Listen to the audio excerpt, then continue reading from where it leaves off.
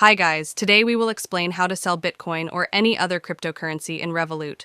The process will be simple and easy, and you can see I already opened my application. The next thing is, take a look on the bottom. Make sure the selected option is home after it. On the top you will view options, accounts, card stocks, and crypto.